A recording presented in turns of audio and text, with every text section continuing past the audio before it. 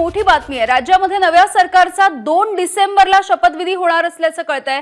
सूत्रांनी ही माहिती दिली आहे। अर्थ मंत्रालय अजित पवारांना मिळणार आहे। गृह खातं देवेंद्र फडणवीस यांच्याकडेच राहणार असल्याची माहिती सुद्धा सूत्रांनी दिली आहे। शिवसेना राष्ट्रवादीच्या एक खासदाराला केंद्रामध्ये मंत्रीपद सुद्धा दिलं जाऊ शकतं, अशी ही माहिती सध्या समोर येतेय। राज्यामध्ये नव्या सरकारचा 2 डिसेंबरला शपथविधी होऊ शकतो, सूत्रांनी या संदर्भातली माहिती दिली आहे। त्यामुळे एकीकडे दिल्लीमध्ये आज महत्त्वाची बैठक होते आणि त्या पार्श्वभूमीवरती आता घडामोडी वेगाने घडतायत। वेगवेगळ्या गोष्टींबद्दलचे आता जे प्रश्न होते त्याची उत्तरे मिळताना सुद्धा दिसतायत। गणेश ठाकूर आपल्याला अपडेट्स देत आहेत। गणेश,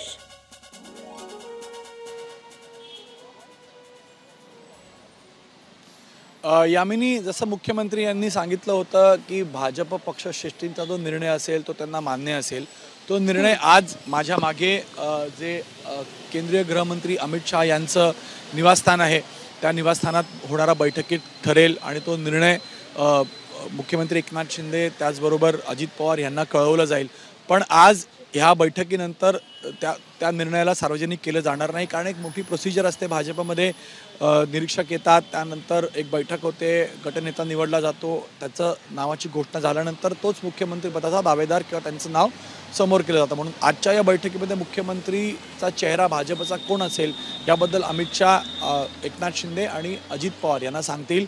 पण त्यानंतर आज या बैठकीमध्ये मंत्रिमंडळाचं स्वरूप कसं असेल याबद्दल चर्चा होईल।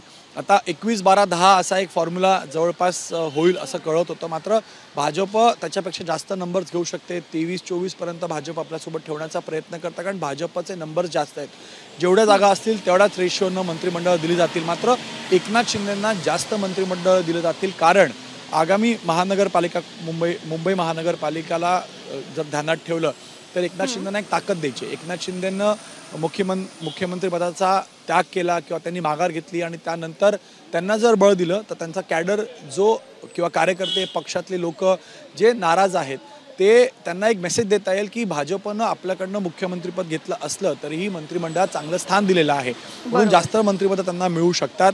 यासोबतच अजित पवारांचे नंबर्स जे त्यांनी 8 कॅबिनेट आणि 3 राज्यमंत्रीपदं मागितली आहेत त्यात थोडंसं पुढे मागे होऊ शकतं, कारण एकनाथ शिंदेंना बळ द्यायचं आहे। उद्धव ठाकरेंचा जर सामना मुंबई आणि इतर महानगरपालिकांमध्ये करायचा असेल तर एकनाथ शिंदेंना पूर्ण ताकद द्यावी लागेल आणि त्यांच्या पक्षातील लोकांना, नेत्यांना, कार्यकर्त्यांना एक भाजप मेसेज देईल की आम्ही मुख्यमंत्रीपद तुम्हाला दिलं नाही, पण तुम्हाला आम्ही सन्मानपूर्वक जागा आपल्या मंत्रिमंडळात दिली आहे।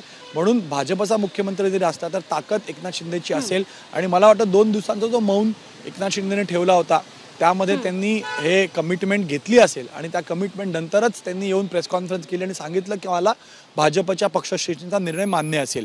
दुसरी गोष्ट अशी आहे की मंत्रिमंडळाचं स्वरूप कसं असेल, तर भाजप म्हणजे आता केंद्रातही पाहिलं तर अमित शाह हे केंद्रीय गृहमंत्री आहेत। एक देवेंद्र फडणवीस मुख्यमंत्री असताना गृहमंत्रीपद त्यांनी आपल्याकडे ठेवलं, ते उपमुख्यमंत्री असताना देखील त्यांनी गृहमंत्रीपद आपल्याकडे ठेवलं। म्हणून गृहमंत्रीपद आता जरी भाजपचा मुख्यमंत्री झाला तर तो भाजपकडेच राहील असं एकंदरीत चित्र आहे। आता 2 गोष्टी आहेत, यूडी आणि वित्त मंत्रालय, अर्थ खातं कोणाकडे जाईल। तुम्हाला माहिती असेल की या सरकारनं जे पॉप्युलिस्ट निर्णय घेतले त्याची अंमलबजावणी पुढे करायची आहे, कामं करायची आहेत, महिलांना पैसे द्यायचे आहेत। म्हणून एकनाथ शिंदे इन्फ्रास्ट्रक्चरची कामं त्यांच्याकडे पाहतायत, बघत होते। नवी मुंबई एअरपोर्ट असेल किंवा इतर जे इन्फ्रास्ट्रक्चरची कामं आहेत ती त्यांना पुढे न्यायची आहेत, ते चांगले करू शकतील, म्हणून त्यांना यूडी खातं दिलं जाऊ शकतं अशी चर्चा आहे। आणि फायनान्स बद्दलचं सगळं गणित हे अजित पवारांना नीट माहिती आहे, म्हणून आता पुढे जे काम न्यायचं आहे त्याबद्दल अजित पवार योग्यरित्या फायनान्सचं काम करू शकतील। म्हणजे सामोपचाराने एका अर्थी या सगळ्यावरती तोडगा काढण्याचे प्रयत्न आजच्या बैठकीमधून केले जातील। धन्यवाद गणेश या माहितीसाठी। एबीपी माझा, उघडा डोळे बघा नीट।